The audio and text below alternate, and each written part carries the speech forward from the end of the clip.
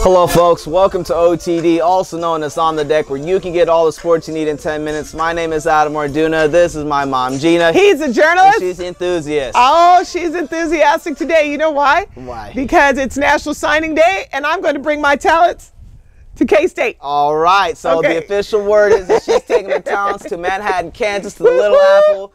She is the new signee for K-State. Fix my hair in the thing. That's awesome. That's the thing with guys. Unless they have the braids, I don't have to worry about it. Just put the hat on. Right. Unless you're what's his name from USC and you're just trying to take stuff off. We'll talk about that USC later. Commit, yes. Well, we want to talk about the National Signing Day that just happened yesterday, and we're really excited because we have a bunch of schools that we want to highlight. We're going to go through the top 25 from 25 down to 1.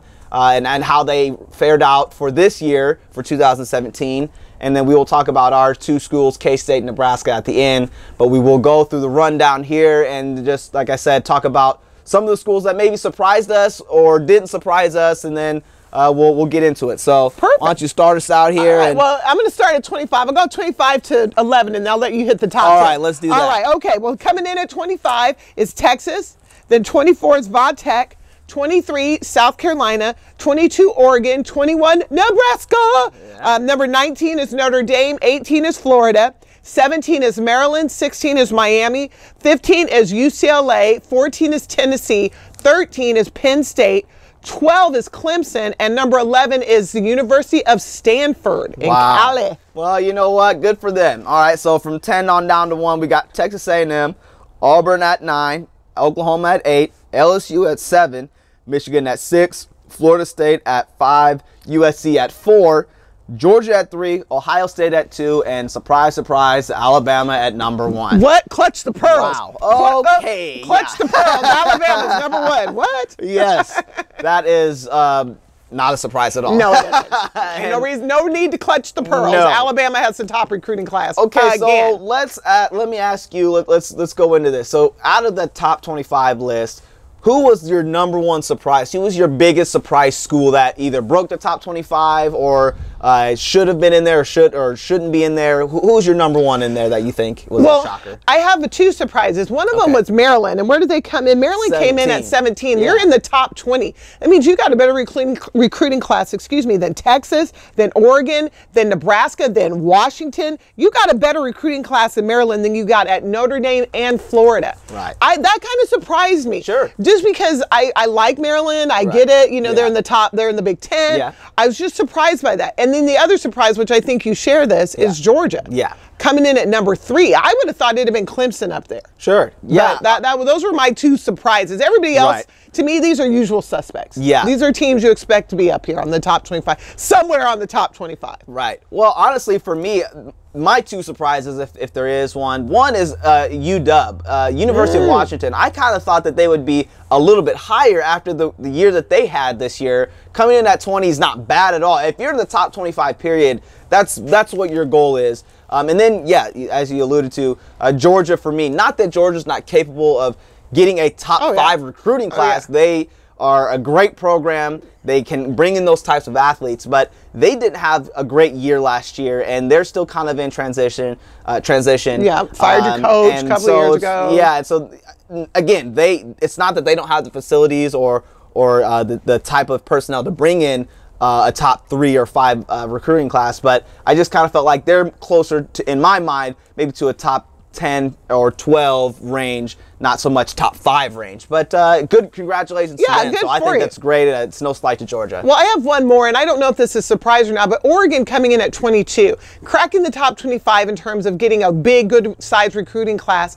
For me, I feel like Oregon is still living off the name of who they were 3-4 years ago. Right. They are a Nike school. Nike was invented out of Oregon. Yes. I get that. But it does surprise me because they were awful this year. Yeah, they awful. struggled. I think that's a reputation get, to be honest with you. And I think that's one thing we've talked about pre-production and on other days, where some of these schools don't need people to really recruit. If you get a letter from one of these schools, you're already basically committed, because it's like, oh, Ohio State sent me a letter. Oh, Oklahoma sent me a letter. Yeah, I'm going there. So, yeah, I think Oregon, in Oregon's case, it's more reputation. Well, and to your point, there's some schools that don't need a recruiting coordinator. They need a travel agent. Because all you need to do is book the kids in, and I'll name a couple of them. Texas A&M, University of Nebraska, Alabama, Ohio State, where when you come onto their facilities, you literally walk in. Some of them have a 22-foot water tower when you walk in the thing, like not waterfall, what have you. Yes. I mean, there's just the facilities themselves do. You don't have to have anybody say anything. Right. You just, hey, you guys are showing up at 2:30. You let them tour the facility by themselves. They're like, how can I let me get my hat out? Let me sign. Oh, so some of those schools sell themselves. And then you add a charismatic coach or a winning program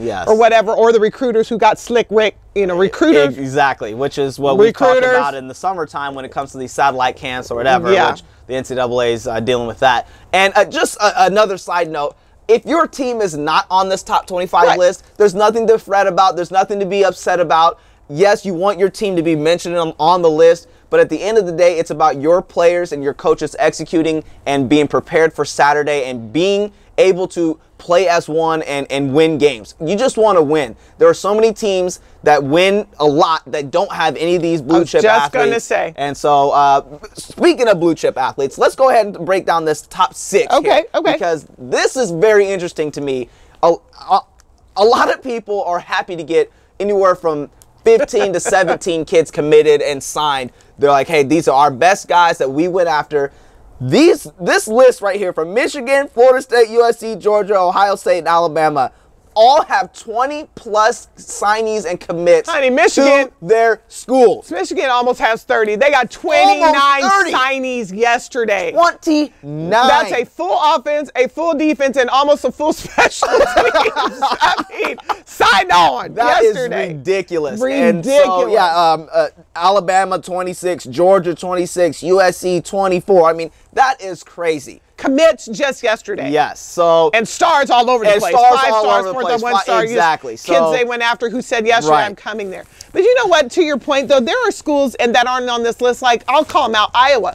Right. They recruited you, full disclosure, that's not a secret. One of the things they did say is, I'm not going for the blue chip, spoon in your mouth kind of guys, right. I want athletes who are coming in here to work hard and grind it out. And when you watch how they play, that's how they play, that's how they win. Well, and speaking of teams like Iowa, K-State is a very similar team to that, where they don't rely on the 5 stars and blue chip athletes. They just get the guys that come in and they work with what they got. They use their walk-on program very well. Very well. They recruit out of the junior colleges very well. And then the guys that they do commit, that 3 stars and 4 star guys, they may only get 1 or 2 4 stars, but they'll get a laundry list of 3 stars. And then this is a really good class for them. And so K-State, I just want to mention, they got a local guy this year. Elijah Walker's a junior college guy, 4 star, on 4 star. He's a safety. He's a hard hitter. He'll come in. And then they got a kid out of Kansas City, Lenexa, out of St. James Academy. He's a quarterback.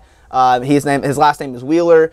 Good kid. We got to see him play in person this year. And his family is big K-Staters, so congratulations to them, and hopefully they can continue to be competitive next season. Well, Nebraska does try to pride itself on its recruiting classes, and there have been years under the Bo Pelini years where we were top 10 or top 15. Right. We're still top 25. This year, Nebraska got Tristan Gabbia. He's a quarterback. Yes. They got Tyjon Lindsey, and then they got Trayshawn Johnson Jr. Keyshawn Johnson Jr. Yes. Everybody knows Keyshawn Johnson, NFL All-Pro guy. So, I mean, Nebraska got their guys. And Les Miles, everyone knows he is a big-time college football coach. His son is actually going to play fullback for Nebraska this year. Is that right? So, Les don't have a job, but well, you know what though? Mike Riley's a little bit on the hot seat. He is on the hot seat. He's very much on the hot seat. And Les Miles is still sitting out there without a job. Right, and so for the most part, Nebraska and K-State fared out very well in this offseason with their commits. All of these kids that the schools that we listed off are good kids. They're good schools with good kids, and so it'll be exciting for the upcoming season, and we'll see how it works out. So well, and I know one of the things you had talked about earlier was that the schools don't really need a lot of help recruiting. Right. I'll tell you this: one of the people who don't get enough credit when they're helping with recruit is the actual players who are on the team, because they do a lot of recruiting. Can definitely speak they to help that. a lot. I will say Tyler Lockett. He was one of the young bucks when I was still at K-State. I definitely was able to kind of host him and help him out. it's really cool to bring those guys in and show them the ropes. And so the players don't get enough credit for really bringing in those guys and landing these top recruits, because those are the guys that know the program the best. As the coaches and the other recruiters or boosters, if you will, are trying to sell. The players are the ones that give you the best perspective. And so it's really a big deal. And so, yeah, the current players on the roster for these schools are really the best recruiters. It's kind of like being recruited for the Army. You need to ask somebody who's actually in the service. Exactly.